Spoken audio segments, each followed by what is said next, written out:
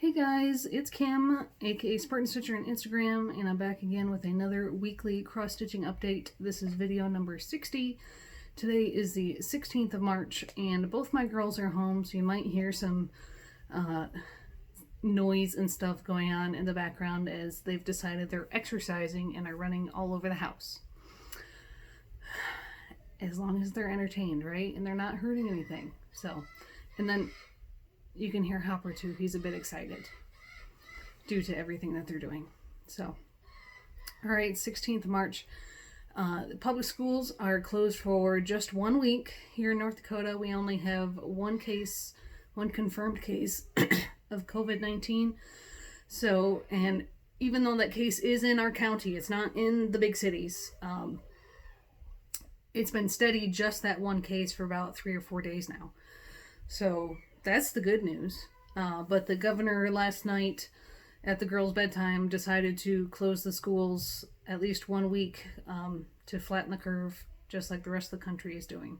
So no school for my oldest this week. My youngest, because she goes to a licensed in-home daycare or in-home preschool here on base, there's only 5 kids that attend. So far it's been left up to those providers, those childcare providers and you know, licensed preschools to make the decision themselves as to what they're going to do so far. So for the moment, my youngest daughter still has preschool this week, but again, that's in a private home, and we're taking precautionary measures. The kids always wash their hands as soon as they get to school. The parents are going to be washing their hands even just to drop off and sign them in. And like I said, there's only 1 case in the entire state so far. So that's your COVID-19 update. Let's talk about some stitching before I get to the rest of the life updates. I did get my hair cut. I got about 3 inches cut off, and this is what it looks like when I actually take the time to blow dry it instead of let it air dry. So every other time you see me, I let it air dry, and it kind of does its own thing because I'm a single mom and I don't care, and it looks pretty good when left on its own. But this is what it looked like when I actually take the 10 minutes to style it. Anyways, oh baby, I got my page finish, I got my park done, and I'm liking the way it looks. Because of where the page break is, I did, in order to finish the park after I got the page break, it was one of those where I only had like 700 more stitches to do once I got the page done, because of how far I was taking it into the next page, thanks to Pattern Keeper and thanks to, you know, just taking one color and taking it into the next page. Because as you can see, once you hit the side of his face, then you hit this light patch where the light source is the sun, apparently, is shining on his coat. And the page break was like 2 columns, not 2 blocks, but 2 stitches wide into that light patch. So I just took those colors. I wasn't just going to do like 2 stitches of each color and then in the thread. So I took the threads all the way, and I did this entire light patch next to his face. So this park was the Grand Canyon that I got done.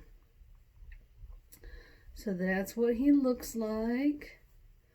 And this new phone likes to pick up every little bit of fabric that you can see in between my stitches. So his eye was right at the bottom corner of the page. I will come up closer so you can see it. So here's the page closer up. And right about here is where the page break was. I had some of the gridding that went into the next page, so I just left that gridding for the next time I work on this. So there you go. 8,010 stitches worth 4,000 full cross into Oh Baby.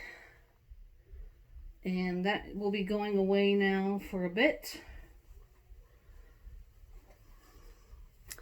And the next thing I worked on, I finished that page on the morning of Friday the 13th.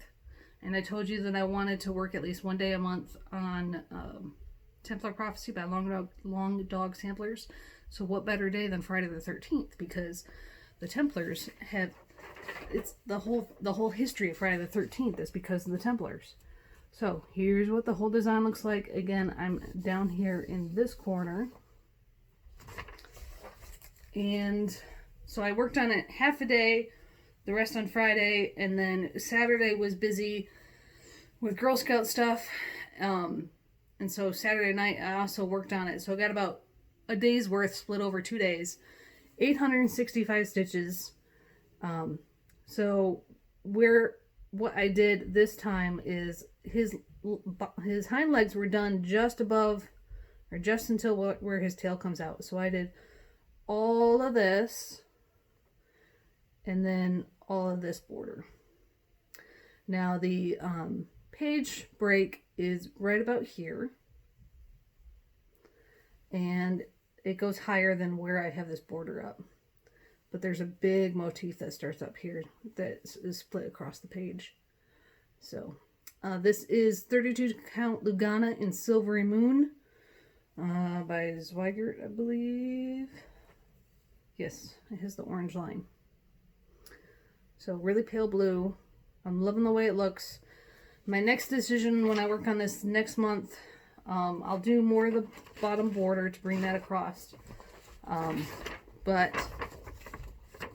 So I'll do the bottom border and then I'll start on this knight here. So my big decision will be what color to do the knight. Do I do the lighter blue of the border, the darker blue the lines are in, or the middle blue? Or I even saw someone else who did the knight mostly in one color, but then the, God, I forget what it's called. The colors that the horse is wearing, like the little blanket type thing, they did that in a second color. So that's also a possibility. So I will have to consider what color I'm going to do the knight in. If you have any suggestions, go ahead and leave them below. And then yesterday, I asked Anne, I said, what should I work on? Museum Shelf or McIntosh Mill? Knowing that McIntosh Mill is my piece for 20 and 20 for Full Coverage Fanatics and Around the World for Canada this month, but I didn't feel like working on it. And it's mostly because I'm on the backstage. But she told me I had to work on it, which of course I knew. She just emphasized what I already knew but didn't want to do anyways. So I read a book yesterday, Avoiding Stitching, and because I knew this school was most likely going to be canceled. So I didn't get much stitching done. I did it mostly at night after my girls were asleep. But I did get some back stitching in on McIntosh Mill. Again, I've got this half done, all the full cross, or all the cross stitching and half cross. I'm just doing all the back stitching. So I did 376 back stitches, which of course gets cut in half. So only 188, if I'm remembering my numbers correctly, that I wrote down. Anyways, I'll show you what I did. I back stitched the rocks down here on both sides of the waterfall, both sides of the mill. I did this back stitching up here, and I started back stitching the stones on the shaded part of the mill. So I still have all of that left to do before I can get to the more fun part and work on the second half of the design. But I'm slowly getting there. I think what I'll do this week is I'll do a little bit of back stitch every day and then work on another piece. Just so I'm not, slogging through and procrastinating from my back stitching every day. I know if I can just do like a few strands and then work on something else. So that's part of my plans for this week. The rest of my plans for this week, knowing that my oldest doesn't have school, I'm going to pull out Big Red Chip for my monthly rotation on that. Big Red Chip of Life by Ink Circles. as of Wednesday, I'll have 3 weeks to do on the Peppermint Purple 52 Weeks of Black Work piece. So I might pull that out for a day. And then in order to motivate me to get the backstitching done in McIntosh Mill, I'll force myself, I'm thinking, to do, a few strands of backstitch, and then I can work on museum shelf. So after I get Big Red ship done. So those are my plans. The rest of the life updates for this week. The good news, alright, here's some good news. My cousin's baby got through surgery just fine. She's still at University of Michigan Children's Hospital recovering. They're hoping she'll be released within a week or two after that surgery. That was her problem after the first surgery, is it just took her so long to recover to a point where they would release her. But at least now she's older. She knows what real food tastes like, and actually is consuming formula and food through the mouth. So she's good. The other good news is that the sick horse that was at Spencer's barn down in Louisiana, his blood test came back across a 30 disease panel completely negative. He did not have equine flu. He did not have a host of other things that would have been contagious and bad news. They're figuring that he just had a simple respiratory infection that was made worse because it was over 80 degrees and humid, so really hot and humid, and this horse cannot sweat. He's always, through his whole life, there's some horses that just can't sweat. And so when you develop a fever and you can't sweat, well, it just kept compounding and getting worse, and so that's why his fever got so high. Good news is he is completely turned around. Is still getting meds, but is so much better. And also that meant that Spencer could go to the horse show this past weekend. That and my friend's horse. So she was taking Spencer and her horse to go show about an hour and a half away, and she was able to do that. They still held the horse show in Louisiana, even though they have more cases than we do up here in North Dakota. I think they've canceled school for 3 weeks because it's an outdoor show. It's a small group of less than 250 people. And if you've ever been to a dressage show that's not like Olympic levels, it's outside and everyone stays far apart from each other anyways, even without a threat of illness. So they still held the show, and Spencer broke his personal record for the score that he got. The judge really liked him, and it was a really good learning experience for him and my friend. They continue to improve, so that was more good news. Now, okay, so the bad news. There were 2 rocket attacks this past week in Iraq from the Iranian Revolutionary Guard. 2 U.S. troops, 1 British troop were killed in action, and I think 5 others were injured. What this means, my husband's fine. He wasn't in the area of the rocket attacks. What this means, though, is that he was switched from day shift to night shift to work 12-hour shifts, and after 3 days, they said, okay, we want you back on night shift or on day shift. So hard on your body to switch from working 7 at night to 7 in the morning for 3 days and then switch back to day shift for today. And then today, about 1 o'clock p.m. his time, they told him, oh no, we want you back on night shift. Can you come in at midnight tonight? So now, after going from day shift to night shift for 3 days, to day shift for half a day, and now he's going back to night shift. It's not fun, to put it mildly. The other big news is with the restrictions of air travel through Europe. That brings a lot of questions into play. When will my husband actually be able to come home? Because almost every single way to get from the Middle East back to the United States goes through Europe.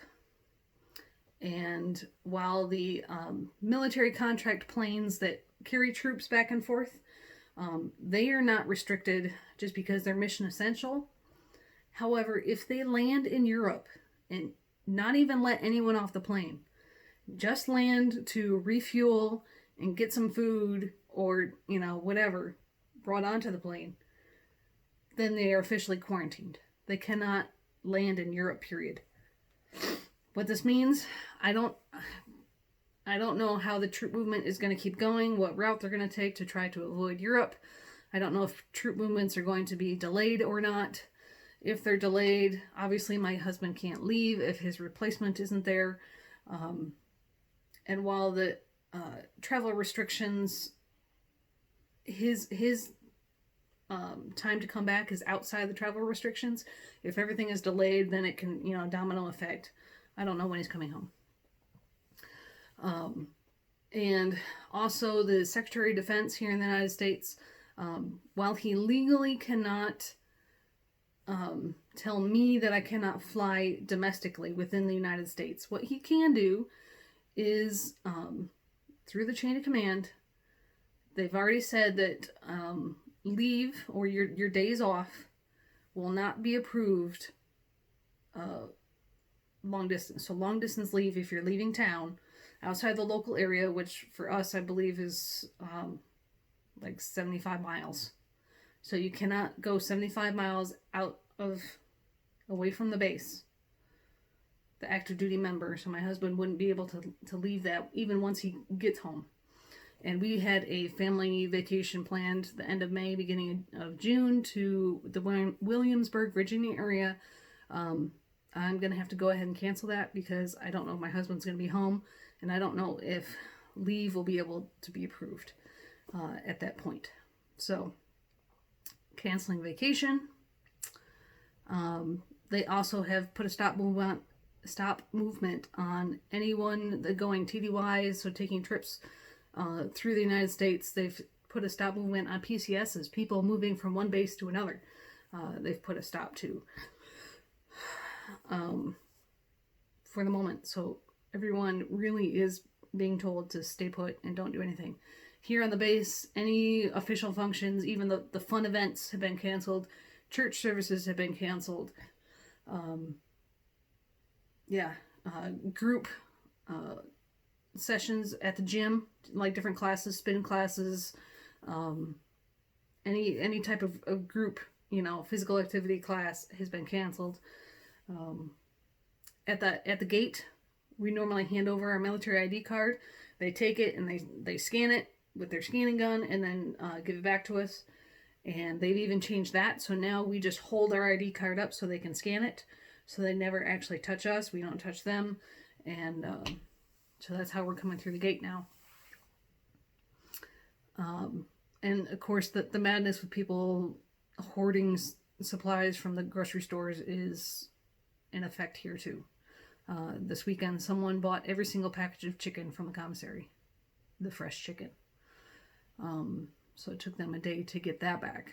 And of course, toilet paper, cleaning supplies, baby wipes, all that is hard to find here on base. Although the grocery stores off base have, besides Walmart's out, but the other grocery stores put a limit on what you could buy pretty quickly. So they still have stock of toilet paper and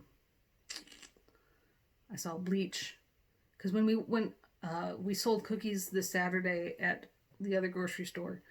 And so I saw they still had supplies. But then the Girl Scout Council for our local area said Saturday was the last day to sell cookies. They don't want the girls at risk, which, of course, kids aren't getting it anyways, but they can spread it. So my daughter's troop still has around 100 boxes of cookies. We got it on hand.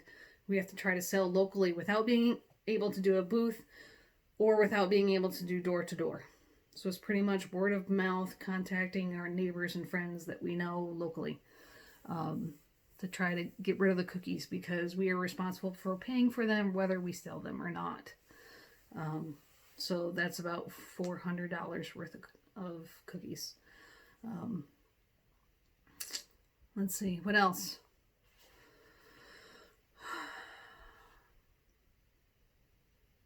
No, that's it. I'm not going to do an Air Force story today. The story I had planned isn't very entertaining anyways. It just kind of, yeah. I can tell you guys later. I gotta go see what my girls are doing. Plus, it's just about lunchtime here, so I need to go feed them. I will save that story for next week, perhaps. So, everyone, stay home. Get creative with your cooking so you can use all your supplies in your house. This is something that us military folks do all the time because when we move, we have to try to use as much of our food and things in our pantry and fridge and freezers so we don't have much to take with us or to give to neighbors. So pretend like you're military and use up everything in your house. Be creative. And keep the kids entertained, not just watching screens. So, all right, guys, have a good stitching week. Wash your hands, and I will talk to you next week. Bye, guys.